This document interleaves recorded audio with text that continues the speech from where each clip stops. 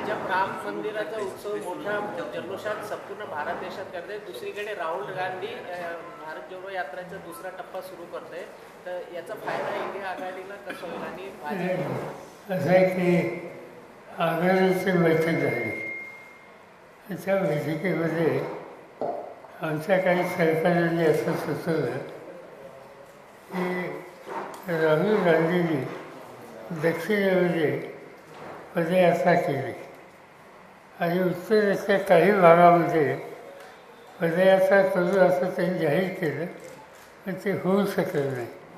त्याची पूर्तता त्यांनी करावी अशी सूचना आमच्या काही सहकार्यांनी केली आणि तारीख वरून नक्की माहीत नाही.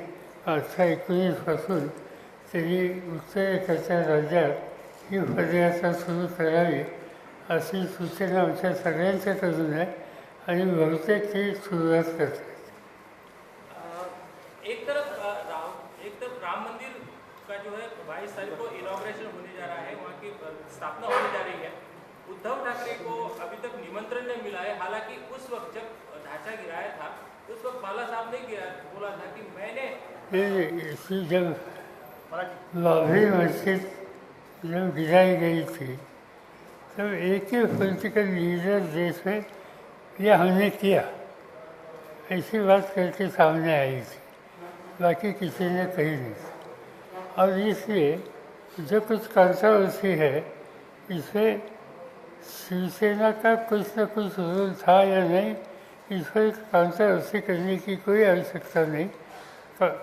शिवसेना का रोल था या हमने खुद 12 साल के बयान से सुना था. राम मंदिरासाठी सुरुवातीपासून जर सर्व पक्षांनी पाठिंबा दिला असता तर आज एका पक्षाला फायदा झाला नसता असं विश्व हिंदू परिषदचे महामंत्र्यांनी सांगितलं. आणि मंदिरासाठी 500 वर्षाचा वेळ लागणे ही शर्मेची बाब आहे. त्यांना काय म्हणायचं, मंदिर झालं आम्हाला आनंदाचं आणि मंदिर होण्याच्यासाठी अनेकांचं योगदान आहे.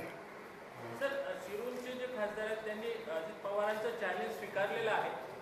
काय नेमकं तुम्ही त्यांना चॅलेंज काही स्वीकारलं नाही, माझ्याशी ते बोलून गेले. तर अजित पवार पुण्याचे पालकमंत्री झाल्याच्या नंतर त्यांनी जे पूर्वीचे पालकमंत्री होते चंद्रकांत पाटील यांनी जे निधी प्रस्ताव दिला होता त्याला स्थगिती दिली आणि त्यांनी आता तक्रार केलेली जिल्हाधिकाऱ्यांकडे की आताचे पालकमंत्री अजित पवार हे आम्हाला निधी देत नाही. त्यांची तक्रार केली आणि 800 कोटी रुपये जे राष्ट्रवादी ही काय अशी काही तक्रार मी काय केली नाही. त्या कमिटीचा मी एक सभासद आहे, त्याची मिटिंगही झालेली नाही. मिटिंग होईल त्यावेळेला हे सगळे विषय पुढे येतील तेव्हा चर्चा करू. आज नुसती अशीच बाहेरची चर्चा आहे. लोकसभा निवडणुका तोंडावर भारतीय जनता पक्ष आता विधानसभा आणि लोकसभा मतदारसंघात सिने अभिनेत्यांना घेऊन लढू पाहत आहेत. त्यांनी माधुरी दीक्षितांना ऑफर केली. खडकवासला विधानसभा मतदारसंघातून नाना पाटेकर लढू इच्छितात, काय सांगा? असं काही नाना पाटेकर जाऊ इच्छितात ही तुमच्याकडनंच मला माहिती कळली. खडकवासला मतदारसंघ माझ्या जवळ आहे. नाना पाटेकरांचे माझे घनिष्ठ संबंध आहे, पण मी हे अजिबात ऐकलेलं नाही.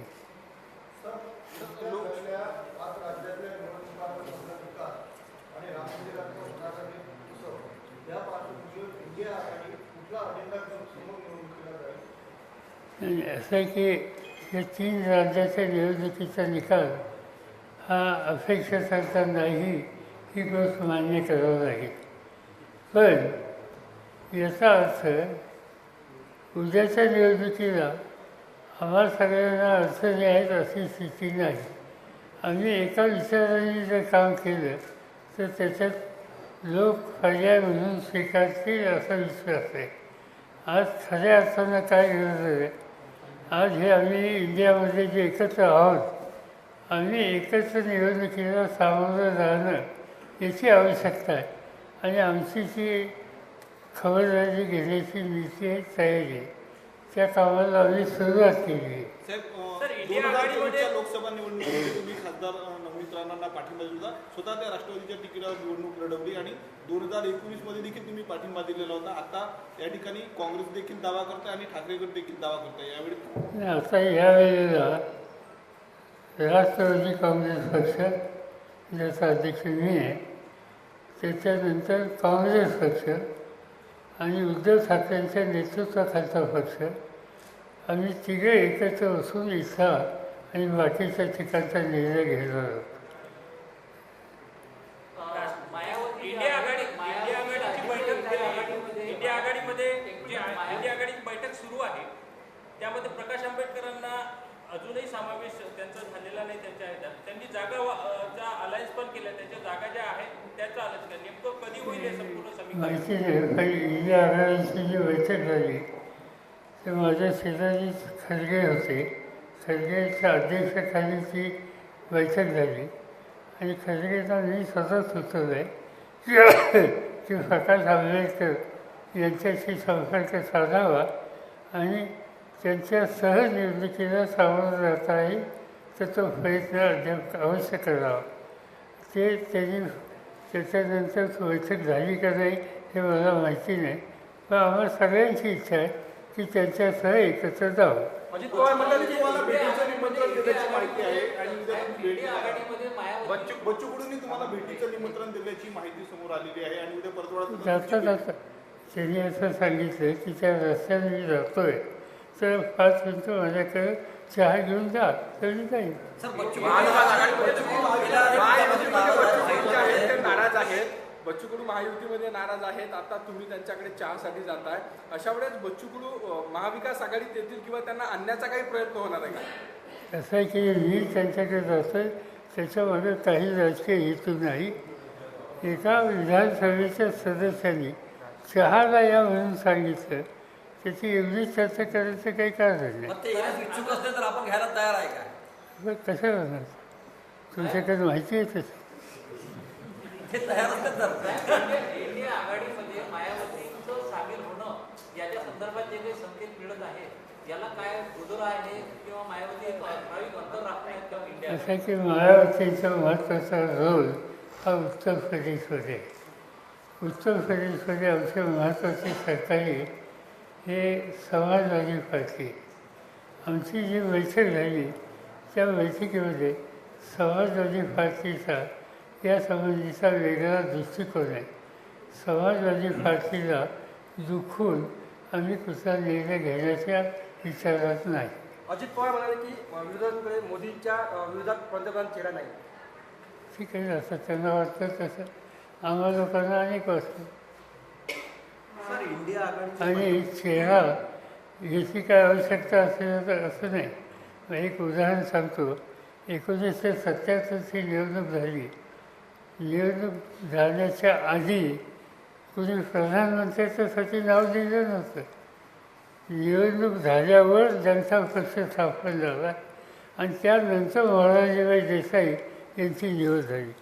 मोरारजीभाई देसाईंचा चेहरा दाखवून 77ची निवडणूक आम्ही केली नव्हती. सर इंडिया आघाडीचे पंतप्रधान पदाचे उमेदवार मल्लिकार्जुन खरगे आहेत. त्यांना 2 जणांनी विरोध केलेला आहे, ममता बॅनर्जी आणि नितीश कुमार.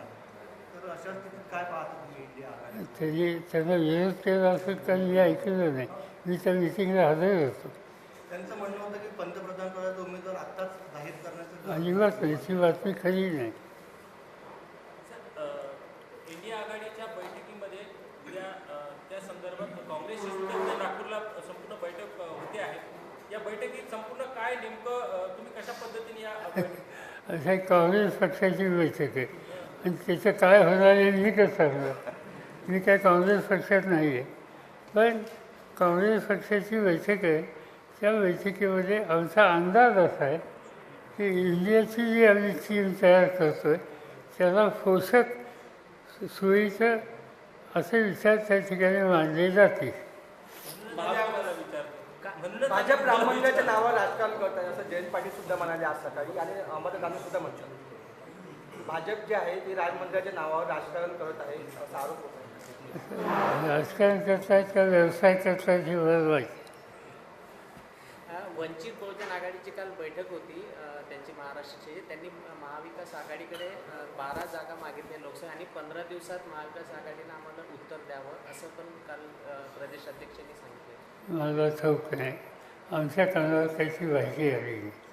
इंडिया आघाडीच्या आतापर्यंत जेवढ्या काही बैठका झाल्या त्याच्यामध्ये लोकसभेचं सूत्र तुम्हाला अजून ठरवता आलं नाही.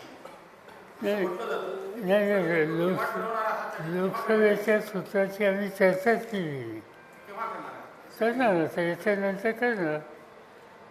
साधारणतः आमच्या डोक्यात असं आहे की पार्लमेंटचं एक सेशन होईल. येत्या 15 दिवसात 3 असू द्या 4 असू द्या होताना अकाउंट घ्यावं लागेल. कारण बजेट काही मान्य पुढचं झालेलं नाही. ते तात्पुरतं बजेट मंजूर करावं लागेल.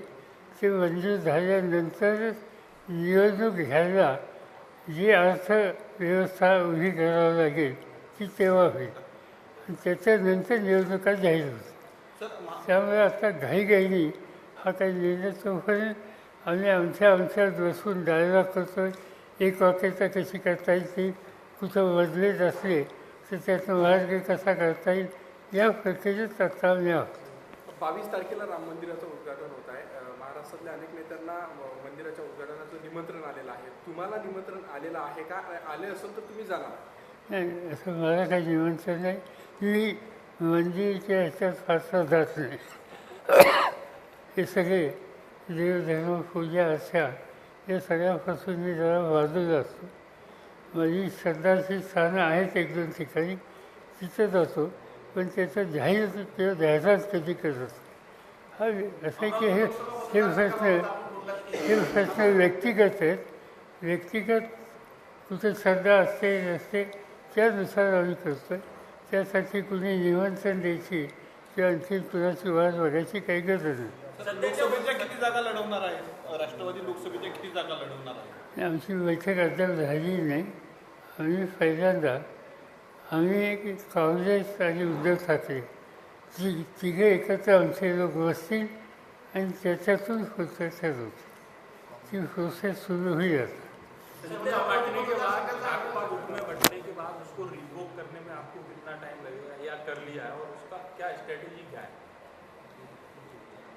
राजपा 2 गुटों में बंटने के बाद उसको फुल स्ट्रेंथ में लाने के लिए आपको कितना समय लगेगा और उसकी क्या स्ट्रेटेजी है? स्ट्रैटेजी है क्या पब्लिक को बताएं? तो कोई स्ट्रैटेजी करके हम कुछ तैयारी कर रहे ये सबके सामने बताऊँगा ये फायदे की बात आहे. सर सध्या जे राम मंदिरावरनं संपूर्ण माध्यमांमध्ये किंवा एक जल्लोषाचं वातावरण आहे की इव्हेंट सारखं वाटत नेमकं काय याच्याशिवाय दुसरे प्रश्न नाही आहेत का? खूप मोठी लढाई जिंकली किंवा खूप मोठी दिवाळी अशा पद्धतीने करताय. विरोधक कसे पाहतात त्याच्याकडे? विरोधक आम्ही या दृष्टीने पाहतोय की सत्ताधारी पक्षाच्या समोर लोकांचा पाठिंबा मिळवण्याच्यासाठी ठोस असा कार्यक्रम नाही. आणि त्यामुळं राम मंदिर एवढं एकच निमित्त घेऊन जनतेमध्ये काही वेगळं मत तयार करण्याचा त्यांचा प्रयत्न आहे. यापेक्षा दुसरं काही दिसत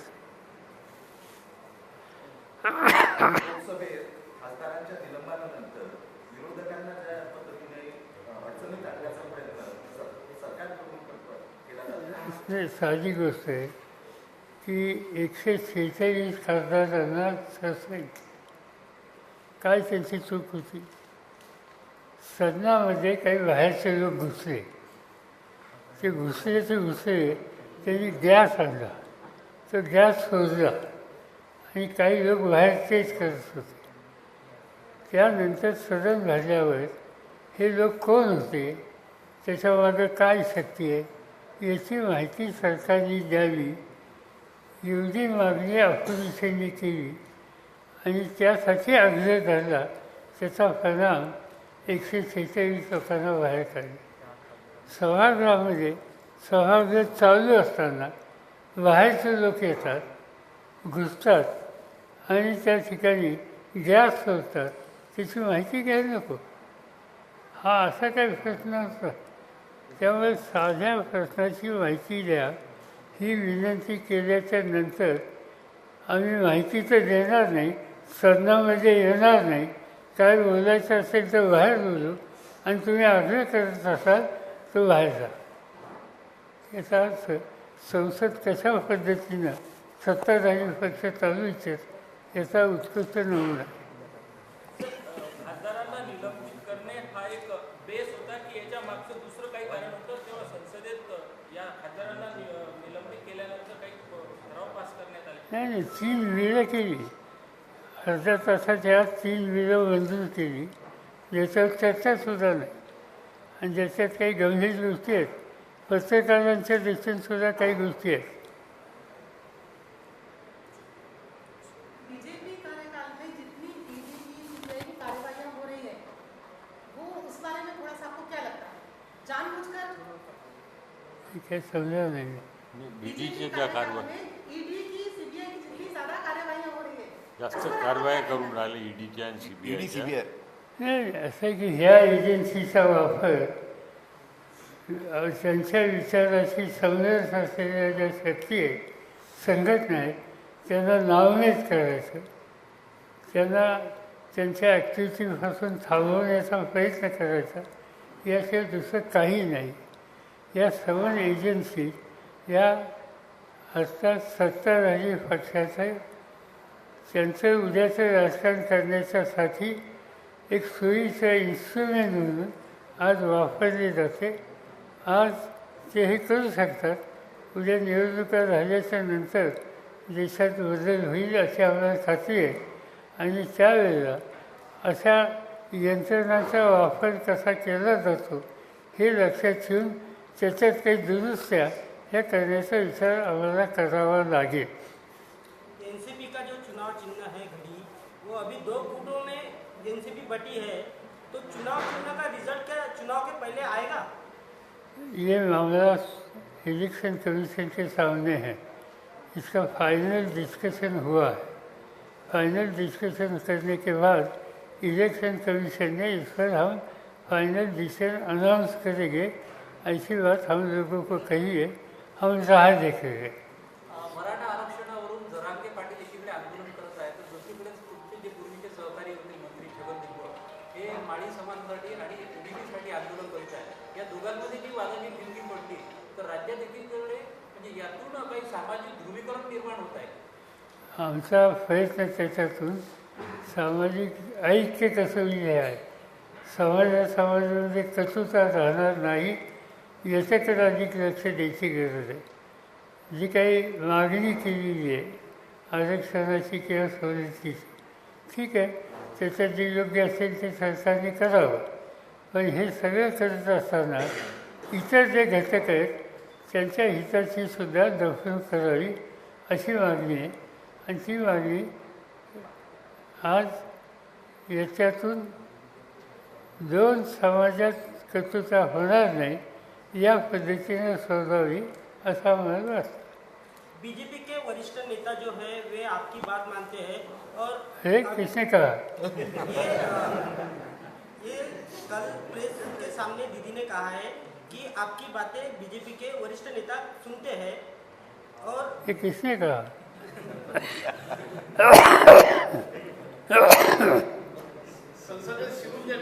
सुप्रिया ताई ने कहा, सुप्रिया ताई ने कल कहा है. ये सुप्रिया ताई ने ऐसा कहा नहीं. बीजेपी के लोग हमारा सुनेंगे, अरे हम इनके खिलाफ चुनाव देते हैं. संसदेत शिंदे यांनी धूर सोडला याची माहिती तुम्ही सरकारला मागितली, त्यांनी दिली नाही. त्याचं प्रत्युत्तर देताना त्यांनी संसदेच्या दोन्ही सदनाच्या सभागृहातल्या सदस्यांना निलंबित केले. परंतु त्यांची जी बाजू होती सरकारीचा जो काही मुद्दा आहे तो चव्हाट्यावर आणण्याची होती आणि विरोधी पक्ष म्हणून त्यांच्या पाठीशी उभं राहण्याचं अजून कोणी धाडस केलं नाही. नाही, असं आहे, अपोजिशनने त्याच्यामध्ये सरकारने माहिती द्यावी हे सांगितलं. एक हे सांगत असताना हे तरुण घुसले का, त्याच्यामुळे काय होतं, त्यांची काही मागणी होती का, त्यांचा फास कोणी काढला, या गोष्टीची सुद्धा आम्ही माहिती घेतो आहोत. पण माध्यमांकडून ती माहिती पुढे आली आहे. जे मुलं पकडल्या गेलेत त्यांच्या स्टेटमेंटमधून ती माहिती पुढे आली आहे. आम्ही इतके शिकलो, इतके वर्षापासून नोकरीसाठी फिरतोय, याचा नोकऱ्या मिळाल्या नाही. याचा अर्थ त्यांचा काही दुखणं रास्त असेल तर ते नजरअंदाज करून चालणार नाही. त्यांनी जे काही काम केले ते चुकीचं आहे, पण चुकीचं काम करायला तो उद्देश का झाला, त्याला काही गंभीर कारणं असतील तर त्याचीसुद्धा नोंद सरकारने घेतली होती. हा आमचा आग्रह आहे. तर असं महाराष्ट्र में बार-बार जिस तरह सत्ता परिवर्तन होता है, स्थिर सरकार में रहती है, तो ऐसे विकास पर कितना असर पड़ता है? क्योंकि आप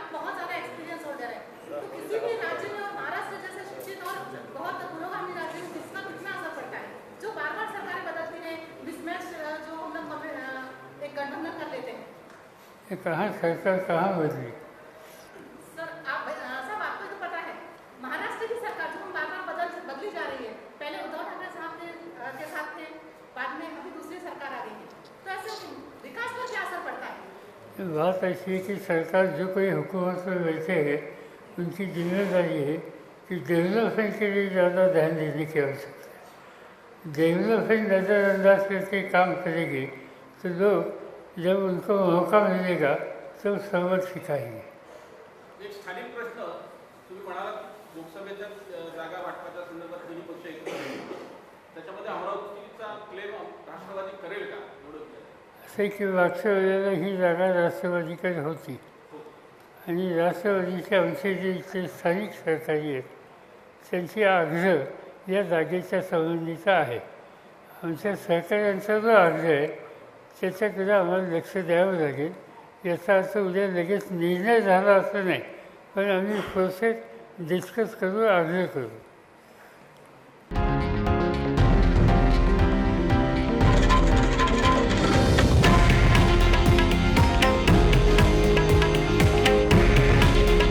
हे आहे देशातील नंबर 1 न्यूज नेटवर्क आणि आपण पाहत आहात TV9 मराठी. काळजी तुमची, हित महाराष्ट्राचं.